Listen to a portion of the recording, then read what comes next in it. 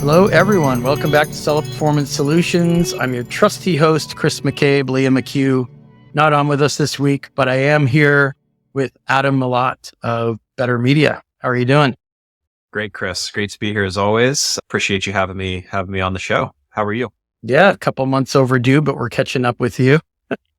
Doing okay. November is always crazy hectic. And I guess we were talking about this a moment ago before starting to record. It's more hectic if you start making crazy last minute changes to things, right? Is it sort of like, don't start touching things out of a compulsion or out of a feeling of agitation, thinking you can improve something if it's going to result in breaking things, right? Yeah, that is a great call out with the timing of the year right now. How do you keep people from pressuring you or beginning conversations that end in a brick wall when they want to make last minute changes? Do you just say, stay the course? We spent 3 months talking about this, or is there something else you use to guide them along? That's a good question. I would say expectation setting there, leading up to Q4 is probably the most important in terms of like a client relationship aspect. We need to be on the same page and all systems go heading into this time of year. So I generally paint the premise that if we are going to test any listing adjustments, title adjustments, pricing adjustments predominantly, it needs to be prior to generally this time, T5, Black Friday, Cyber Monday, and ultimately into gifting season. This is the absolute last time of the year you want to be ad suppressed or just suppressed in general, right? So Right. should definitely be aligned at this point. I'm assuming if ads get botched, that several people leapfrog you and become much more visible and you plummet quickly. Exactly. It's a great way to lose visibility in general at the brand level if one of your flagship products gets suppressed, but also is directly impacted, right? And we should, in theory, as we always do at this time of year, see an upward trajectory in terms of sales across the board up until about December 20th, 21st or so. Yeah. So knowing that, you really need to walk a fine line if you're going to make any adjustments here at this time of year. Have you seen horror stories or heard of people who said, I did blank last year and I really hurt myself and I don't want to do that again this year. So we're going to work with you, but I want to make sure that you've got a plan to make sure that we don't have those kinds of mistakes. Does that happen like every September, every October?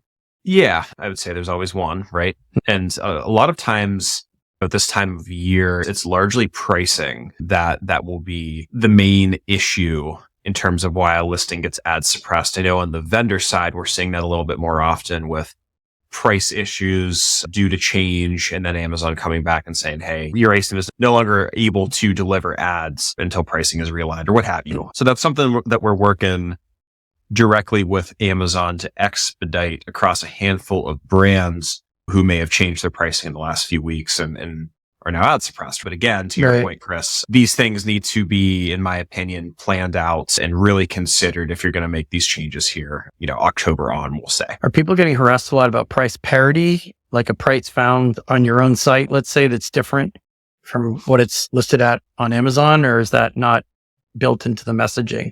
What does the actual messaging say about the price?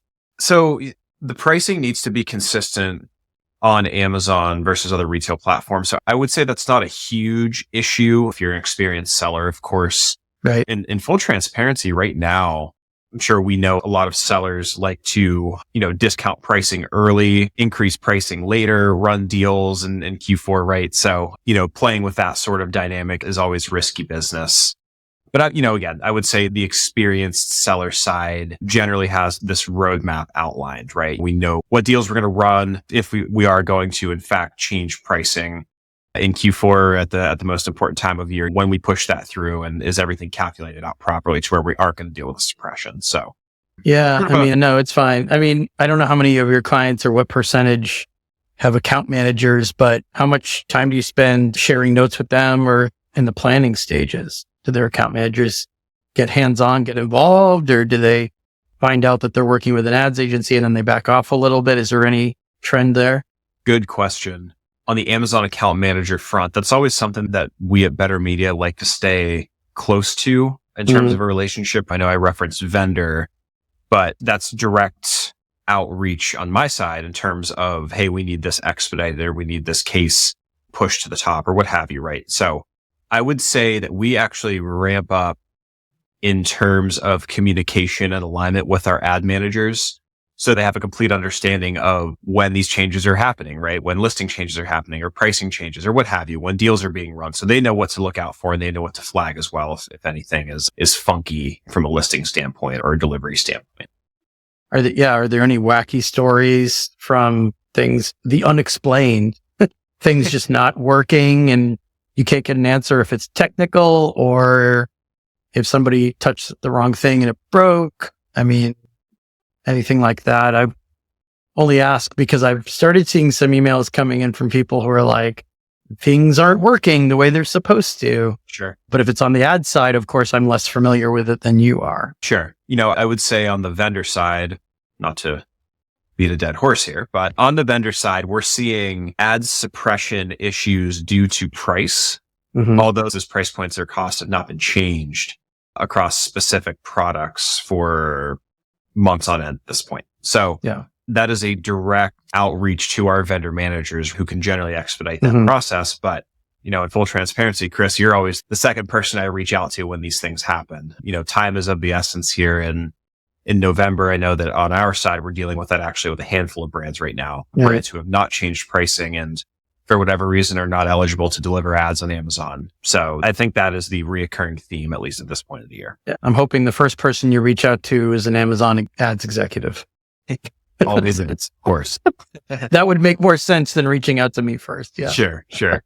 What about during Cyber 5? Are there that many issues that crop up that require troubleshooting, or is it kind of like, we're just evaluating how successful our strategies were and then hoping for the best, and then we'll reassess after it's over?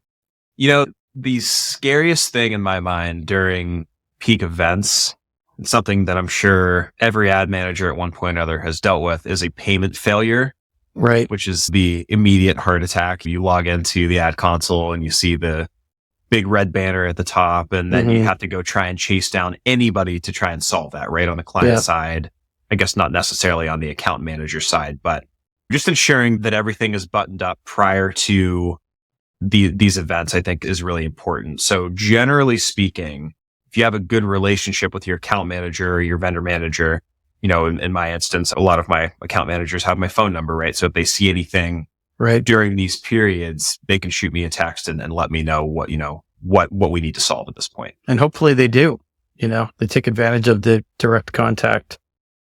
Yeah, I think streamlined communication, across any facet of retail media at this point of the year is very important. On the compliance side, right? Out of curiosity, is there anything that you're seeing right now that you guys have a reoccurring theme with, or what does it look like?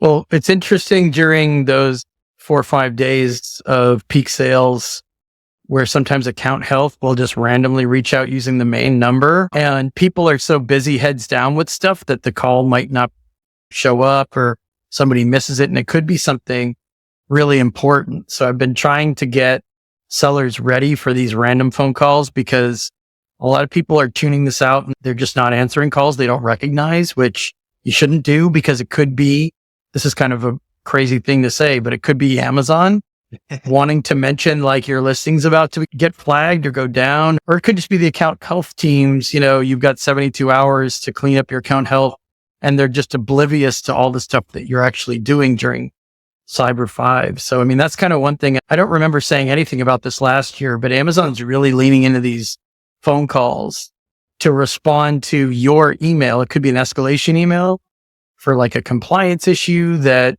of course, you're dealing with the compliance teams and they're copying and pasting you with responses that don't tell you anything, or you've got unresolved performance notifications for anything under the sun and you're appealing them in Seller Central, and they send you these copy and paste responses that either say, this isn't enough information, but they don't say what enough information is. Sure. Or just like, we are still continuing to review this. We'll get back to you. No time frame. Very open-ended, right? It's always like they leave themselves enough leeway to take as much time as they want to get back to you. Meanwhile, you're on the other side on pins and needles wondering what the heck's going to happen. And then another kind of interesting answer on my side would be, sometimes they don't really time it that well. They meant to tell you about something in October and they don't send the messages out till mid-November, and it just all piles on unintentionally, I guess, on their side. But suddenly you're scrambling to address things, believing that it might impact your account health right before Cyber 5. So we're making people aware of that because you just don't know. You can't always predict that might happen. I hope there's some future where Amazon gives you a warning shot or a heads up. Like in a few weeks, we're going to be doing blank, kind of like what they did with the Inform Act. Do you remember that last year? I do. Like a 6-week head up. 6 weeks heads up. I wish they would do that for more things, something similar to that, where you at least know something's coming or it might happen so that you're not caught off guard. On the compliance side, out of curiosity from an ad standpoint, is there any adjustments, account adjustments, listing adjustments, anything like that you recommend not pushing through at this time of year because of a risk of suppression? I mean, trademarked keywords, go word by word, make sure you're not inserting anything into back-end keywords or adding something to your detail page. The best examples are people were trying to buffer up their listings right before like Prime Day. And some of them were inserting trademarked keywords into the detail page title. And if it wasn't the title, it was somewhere else. But the bottom line was those got flagged. I mean, there's sophisticated software out there that either IP firms or IP attorneys are using that capture this stuff, and they can get your listings taken down pretty quickly if they think it's even borderline. And there's also abuse. Sometimes they're making it look like you're violating their trademarks or their IP in some fashion just for 48 hours to get you taken down through Black Friday, Cyber Monday, whatever. And it's just like, be on your toes for that. It's not so much driven by Amazon itself. It's more of like black hat, but some people provoke those attacks by just inserting these words last minute and getting themselves either flagged by Amazon's bots or by a competitor who sees an avenue of attack where they can report you for something that wasn't there 2 days earlier, And so I think people had half of the equation correct last year. They were like, well, we're going to run this by an IP attorney or run it by somebody like me to see if the listing's likely to get flagged. Yes or no, we'll make our decision then. But they weren't thinking about the abuse side, which is if your competition's watching you closely and they think you made a flagrant mistake or even just a gray area mistake, they might try to weaponize it. And I think this year people have a much better understanding of that. So if you don't make any changes, you don't give anyone that opportunity, right? I'd say on the ad side, that's not necessarily linear, but right. We see the same thing on like the sponsored brand messaging. It would be one good example. You need to be very careful with how you incorporate ad copy into your sponsored brand ads at this time of year. Same kind of concept where if you use, as an example, like save now this holiday season and your start date and end date doesn't fit in between Amazon's criteria that, it's described as a holiday season, your ad may never deliver, right? And a lot of ads specialists or account managers will get these ads set up prior to peak time or event days. And the last thing that you're going to want to do is go and, have to edit 55 sponsored brand headlines by hand because you're in a scramble because you didn't, take a look at the sponsored brand compliance or approved messaging, right? So just make sure that your ducks are in a pond on that side as well. Yeah. And I just tell everyone to stay on their toes for anything weird that happens, because sometimes it can be something that can be fixed quickly if you know how to bump things up to the top of the food chain and get eyeballs and attention on it.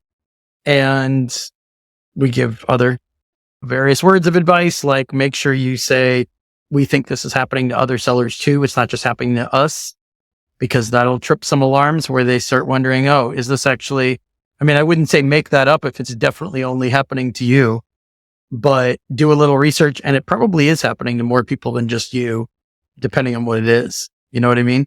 100%. I think the LinkedIn community, the Amazon LinkedIn community, is something that I lean into pretty aggressively at this time of year. I had posted just a handful of weeks ago about the ad suppression issue that's specific, that seems specific to Vendor Central at this point because of high pricing that has been unchanged. And the best answers that I've gotten actually were direct outreach from the Amazon LinkedIn community. So people with ad suppression issues, let's say for sake of argument, they don't have an account manager Are they just pushing it on you, like sort it out, message your people? Is that kind of how it plays out?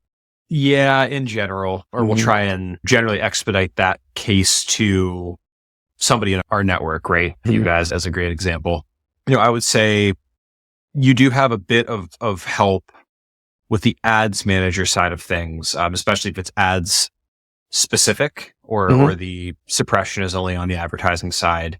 That only goes so far. Generally, they'll have you create a case and you don't hear anything in a handful of days and the ad manager can expedite it. But this is ultimately a reason why it's good to stay close to your vendor manager, your Amazon account manager in general. The better relationship you have with that individual, generally the more apt they are to try and push these things through, especially with the high priorities. Yeah. And hopefully this time around, knock on wood, there won't be too many crazy unexplained things that trip people up.